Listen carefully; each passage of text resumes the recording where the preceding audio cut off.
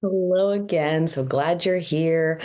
I thought today we could talk about some of the types of OCD and how to kind of identify them. There are hundreds of types of OCD, and a lot of people think about OCD as in, counting steps or tapping doorknobs or cleaning excessively, but really what OCD is about as just a little review is, the feeling of something's not right. And it can, that fear that something's not right, we obsess about. And then the compulsion is anything we do to try to like get rid of or make that feeling feel better, that feeling of something's not right. And so one of the ways that I thought we would talk about today is called relationship OCD, which is such a hard one because it's so internal. And as with a lot of things with OCD, to a point, it's very normal and everybody does it, kind of thing. And we'll hear other people say, oh, I do this, I'm not sure if they're the one for me,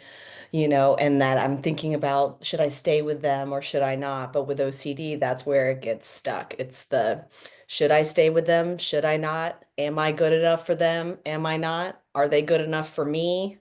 Are they not? Would a good person stay in this relationship being treated this way is a common one I hear, or should I not?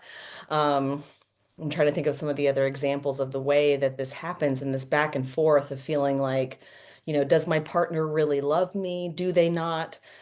And it's normal again to wonder these things and think about it, but with OCD, it becomes an obsession. And then the compulsion are things that we do to try to make that obsession feel better.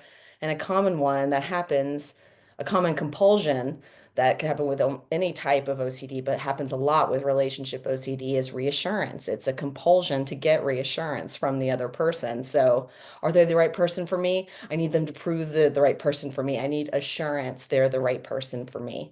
And that cycle is really hard on both people because the person with OCD, no matter how much assurance they get, they don't feel assured because it's the OCD and it's nothing that, the partner can prove in this way. OCD wants a certainty that I'm making the right choice, that this is the right person for me. And so no matter how much we get assurance, it never feels like enough. And to the partner, it can feel really hard too because they're giving all this assurance. A lot of times there is a lot of love there, but that they feel like, well, no matter how much I assure my partner, they don't feel assured. So why try? And it's just a really hard cycle that gets started.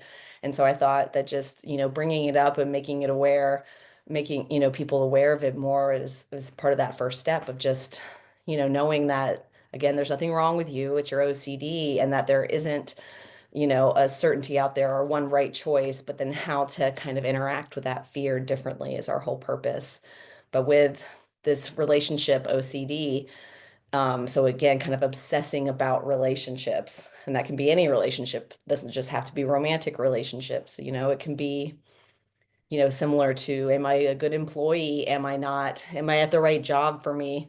Um, well, that one's a little different, but kind of that idea that your relationship with your body, your relationship with others, that you can obsess about this and feel like something's not right. And so, and how we're just trying to be aware of that.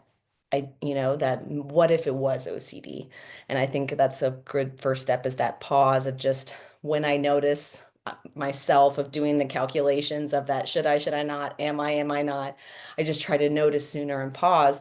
And that's kind of the goal with this too, is for you to just start to practice of how to kind of identify it for yourself and say, oh, okay, have I asked myself this question more than once is one of the first things, but just really that gentle, loving patience with ourselves where we're just trying to notice all those ways that we get stuck in that loop of calculations that feels like no matter how much I calculate, I don't feel better. And so I hope that that illuminates some of relationship OCD. And I'm gonna kind of thinking about doing a series of different types each week and kind of get an idea.